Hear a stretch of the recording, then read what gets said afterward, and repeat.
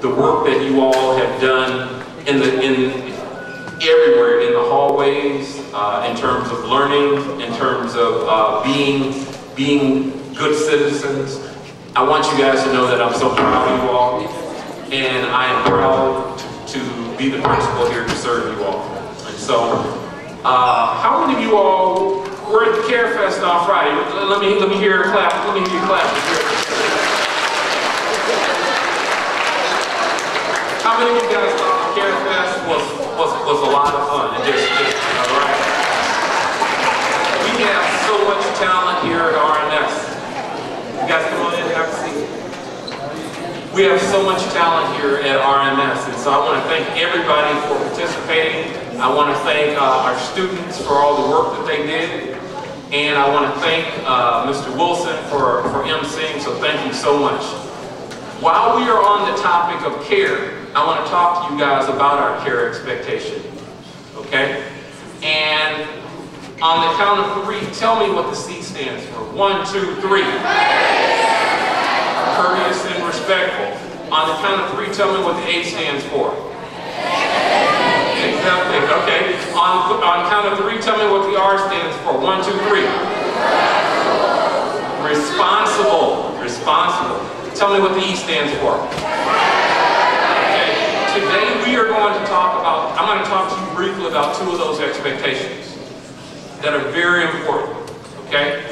The first expectation I'm going to talk about as it relates to what we're about to do here is the first care expectation, and that's being courteous. And today we have a speaker here that has a word, that has a message that could literally change people's lives. Now I'm going to be very clear in terms of what I expect in terms of what it means to be courteous today. Because like what I'm hearing right now is not care expectations.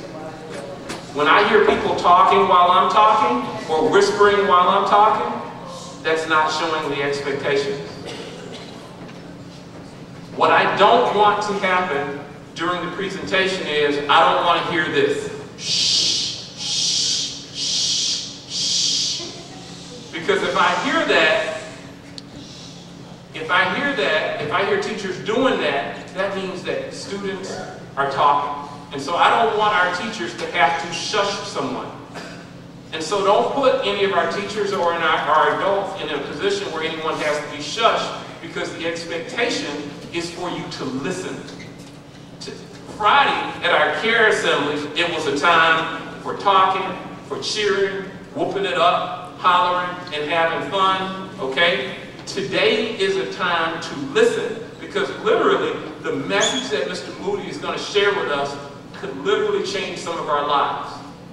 And so our expectations is that we are going to listen and show each other and show Mr. Moody what RMS is all about.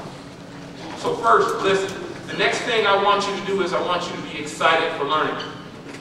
Okay? Excited for learning means that you're listening, you're actively engaged. There will be times when the speaker may ask you questions or ask you to do things, and when he asks you to do that, I want you to be engaged. And also, when you go back to class, your teachers may ask you to do follow-up activities based on what you learned today. So I want you to be actively engaged, okay? I want you to be excited for learning, okay? The last thing I'm going to say before I introduce the speaker is this. I heard a message several years ago, and it literally changed, it almost changed my life. It changed my life. And I went to hear a guy speaking, and one of the things he said is, you don't have to die where you were born. And that's a saying that stayed with me for a long time. He says, you don't have to die where you were born. And what he meant by that was, no matter what your current circumstance is, no matter what your family situation is, or what you're dealing with, or what the situation that you were born into, okay? If you make good decisions, if you do your best, if you work hard, if you try hard, make mistakes, fail, get up, and keep trying, you can be successful. And so I want you guys to know that. You don't have to die where you were born. And so with that in mind, I want to introduce our speaker.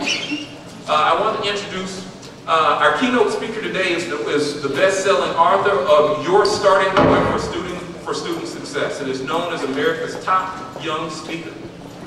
The White House chose to partner with our speaker and his company to host events engaging the country's top young leaders.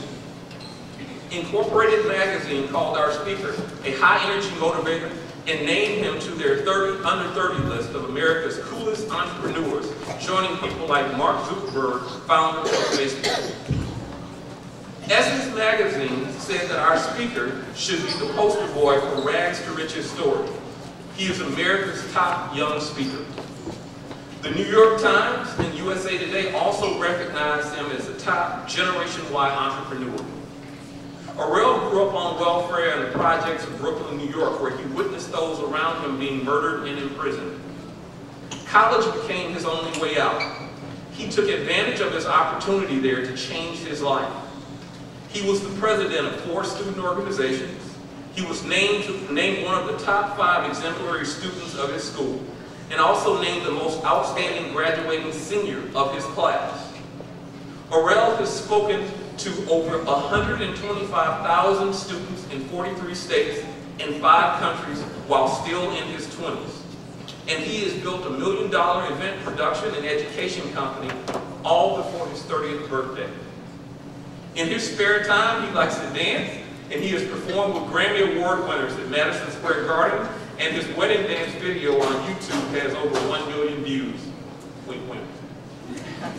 Please put your hands together and help give me a big Robbinsdale Middle School welcome to America's top young speaker, Arel Moody.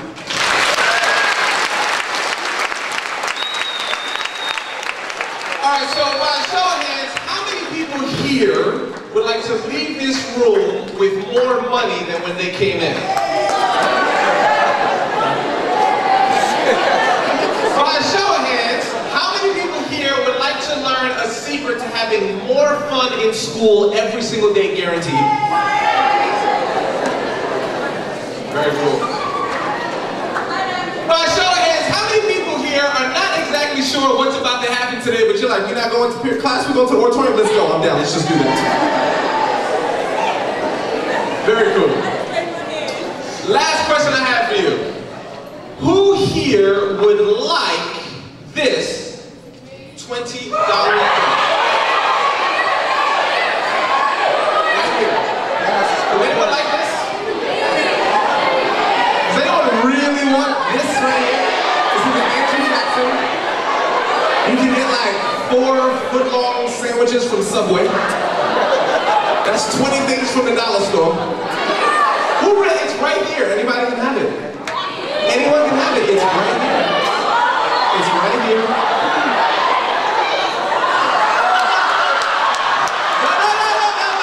That's how it works. It's not. Alright, check it out. Don't worry, there's more opportunities. Alright, brother, what's your name right now? What's your name? What's your name? What is it? Owen? Noah? Alright, everyone do me a favor real quick. I want you to point at Noah and say, Noah, you are awesome. Today's gonna be a little bit different, y'all. Here's why.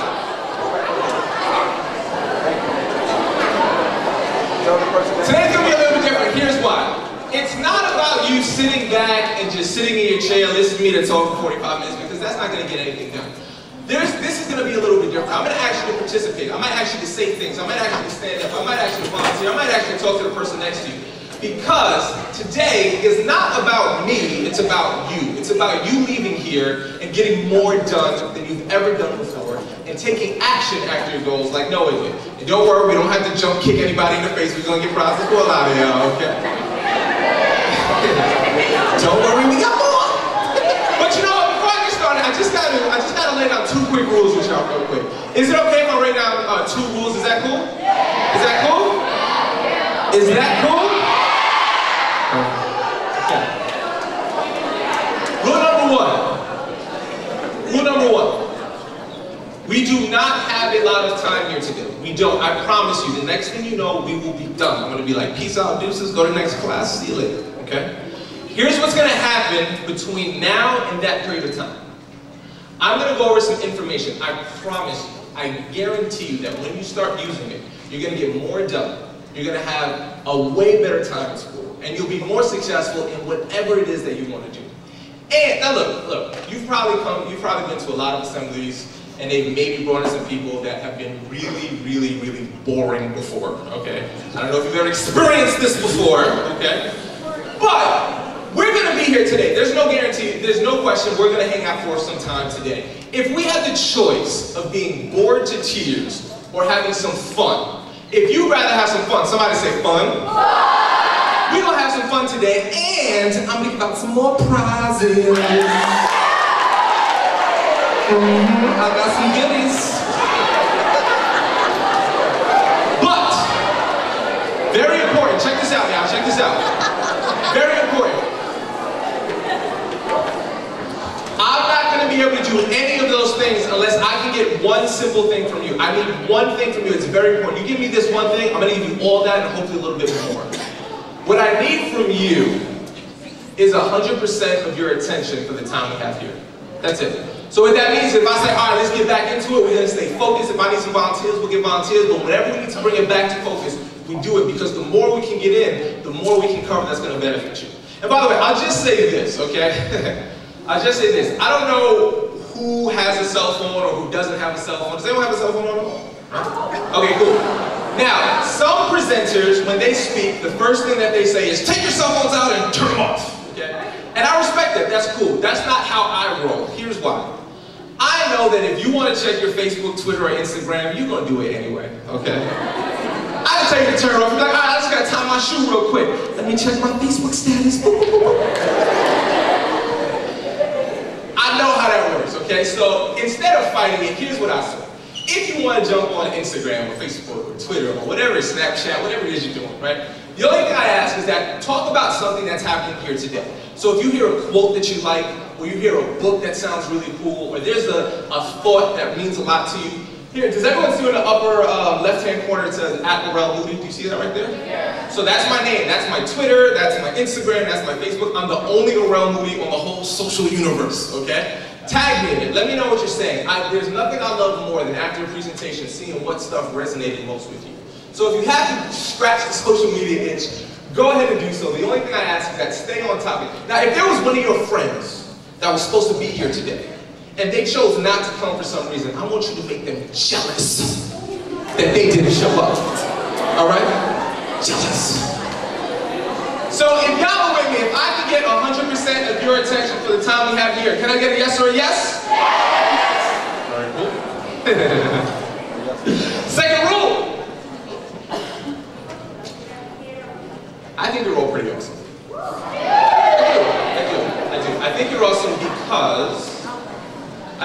because when I like that. You know, when I first met your team members here from the GERA program, I was very impressed with their energy, I was very impressed with their care, and they wanted to make sure that all of you received a copy of the book and was able to read it and move forward, and that just means that they really care about you. Now, how many people actually read the book or read some parts of the book, right? That's pretty exciting. Now, we got our Gear Up family in the back right there. They don't know that I'm doing this, but please raise your hand, Marion, Dominique, and everybody. Just raise your hand, everyone. Give them a round of applause for the good stuff that they're doing. And our AVID programs in the back coordinating it. Let's give them some love. Slow claps are fine, y'all like slow clap. All right, so. What I wanted to do, my intention was I wanted to give each and every one of you a high five because you're so awesome. I did, but there's just way more of you than there is of me. So here's what I need you to do. I need you to do me a favor. Just real quick, turn to the person next to you, say, you're awesome, give them a high five. Say, you're awesome, give them a high five.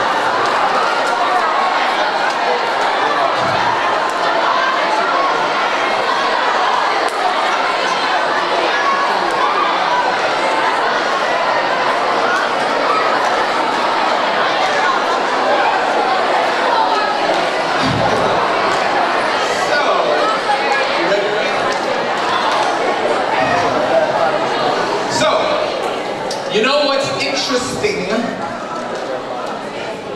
Muy interesante. It's the only Spanish I know, so I don't get too worried. Yeah. So, I noticed something interesting. I want you to catch it. Everybody look up here. This is real interesting. I asked that question for a very specific reason, because I wanted to see who was in the room today. And I noticed two types of people, two types of personalities. Now the first person, I said, turn to the person next to you, give them a high five, say they're awesome, and you went just like this. Oh, we giving a high five? Yes. Behind the back, player. Crazy excited. I like that, okay? Now, you either know consciously, or maybe it's just part of your personality, you made a decision, or it's who you are, that the more you give out is the more you get back. And what I've actually found is that it's a great philosophy for life. Those who come to class and sit in the front, they give more out, they get more back. Those that volunteer, those that go the extra mile, those that study a little bit harder, they always get more back from life. The more you give in, the more you get. Now, the second type of person, you could have seen that person, they could have been you. I said, tell the person next to you, give them a high five, say you're awesome, and you went just like this. It is too early for this corniness. We're not going to. No. This is getting a little bit too corny, too fast. Let me just kind of lay my cards out on the table. Let me just lay my cards out in case there is any questions still left in any of your minds. I know some of you are thinking to yourselves, wow, that's a corny guy right there. That's cool. I did not wake up this morning and not realizing I was a corny individual. I've been dealing with it since I was younger than all of you. Okay? But I learned something, and this was really important for me. I learned something a long time ago from a very, very successful mentor of mine. Does everyone know what a mentor is? You've heard this word before? Right. So a mentor is somebody who's already successful, who kind of takes you under their wing and shows you how to be successful. So, you know, I grew up, I didn't have a wealthy family or anything like that, but I made a decision to go to college. I'll tell you how I got to that decision. And when I was in college, I met a professor, a teacher of mine, and he was a very successful guy. He had built a multi-million-dollar business, was an amazing father, he had a daughter with special needs he loved with all of his heart, amazing husband, great community member, just someone that every day I try to be a little bit like because he just meant so much to me. And when we first started our mentor relationship, he sat me down, he looked me down and said, Rel, before we start anything, I'm going to teach you everything that I can, but I need to know a very important thing from you. He said, do you want to be successful in whatever you do? Well, let me ask you the same question he asked me to make sure we're on the same page. By show of hands, how many people here know whatever it is you choose to do, you're going to be really, really successful at it? Put it all the way out. Let me see the whole armpit. It's okay. All right, very good. So I'm talking to the right people, pretty much. So here's what he said to me. He said, listen, Rel, if you want to be successful, you're going to do a lot of things that make you, it's going to force you to feel a little bit uncomfortable. He was like, you know, showing up early to class, that feels uncomfortable. You know, instead of hanging out with your friends doing your schoolwork, that feels a little uncomfortable, and that uncomfortability feels a little corny. He's like, it's very uncomfortable to, you know, apply for a school if you're not sure if you're going to get in. It feels corny when you do that. And I never forgot this. This was really cool. I just want you to visualize this if you can. He drew this circle on the chalkboard. And in the center, he drew a dot, and he wrote the word me on it. And he said, right outside of the circle, whether it's money, friends, happiness, cool clothes, whatever it is that you want, whatever it is you're driving for, is right outside that circle, and that circle is called your comfort zone. He said that the more you stretch that comfort zone, the more you start getting all these cool things that you've ever wanted in life. And then he said this to me, and look, he said this to me, it happened to work really well for me at this time. I don't know if it's going to work for you. If it is, we're going to get started. We're going to have a really good time here. He said, look, at the end of the day, the people who do the things that are corny, uncomfortable, maybe a little geeky, those are the ones who become very, very, very successful. He said, and I don't know about you, but I would rather be really, really, really, really corny and really, really, really, really rich, as opposed to really, really, really, really cool and really, really, really, really broke.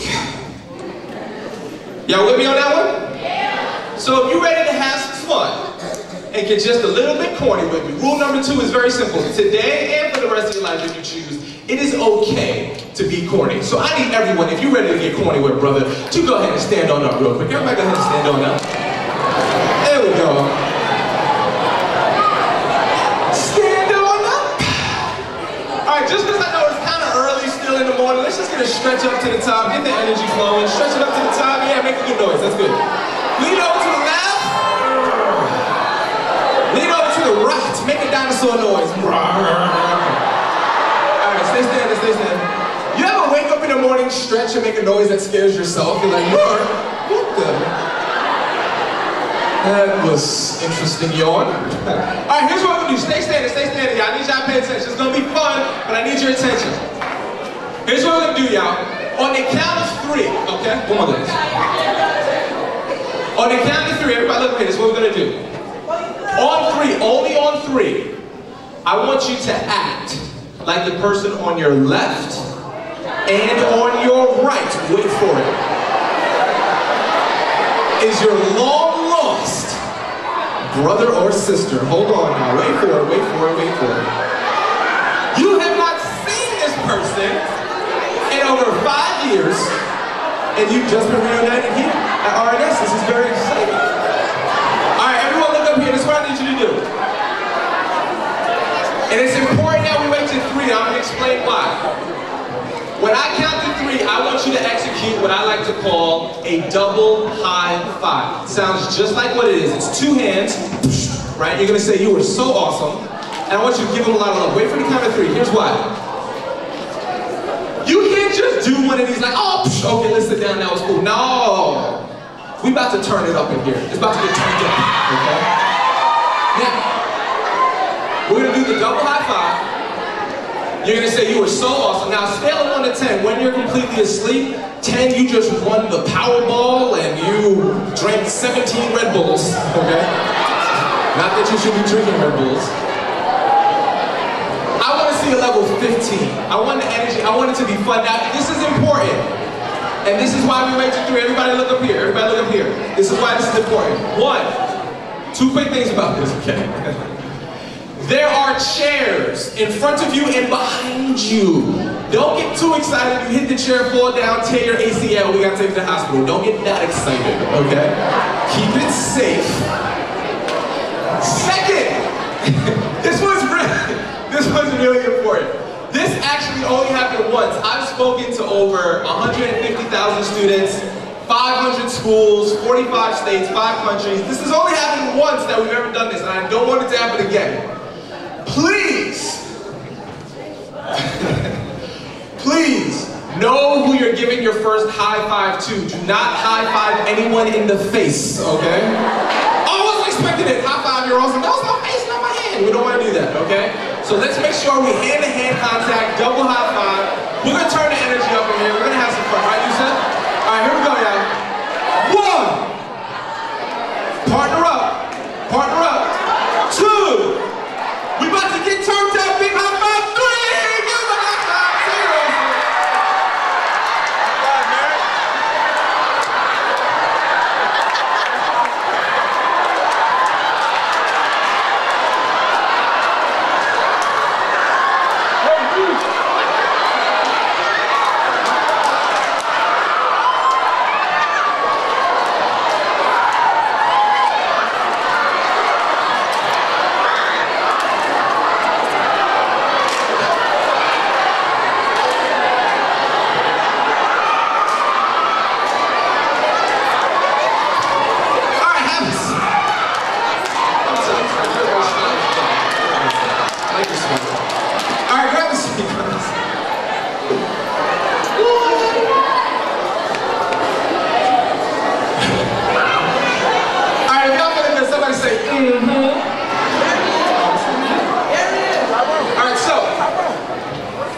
Let's jump into some fun stuff.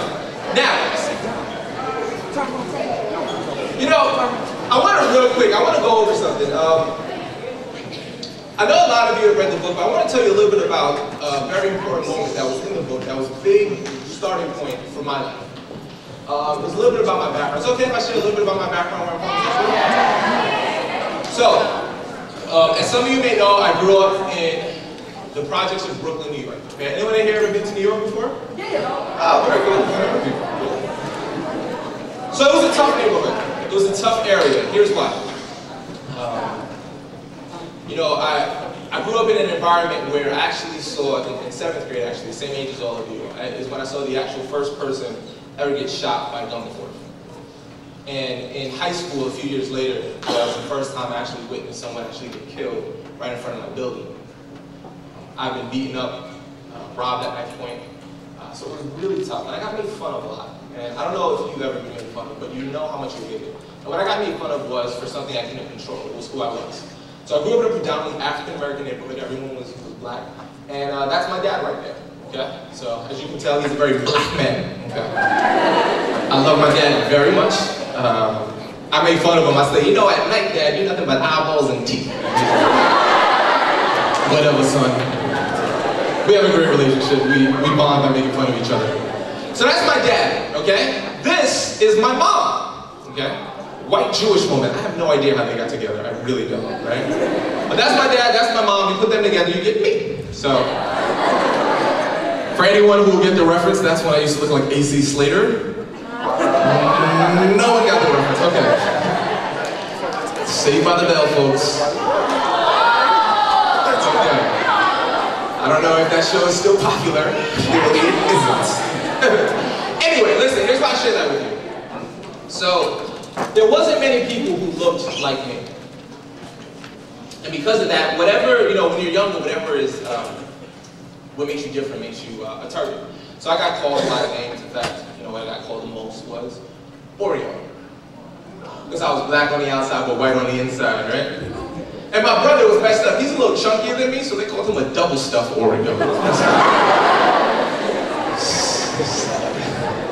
To this day, I still don't like eating Oreo cookies because of my childhood. But hey, we got some like, get the cookies out of my face, man. I'll take them Chips Ahoy, though. Now, you may not have been from the same background as me.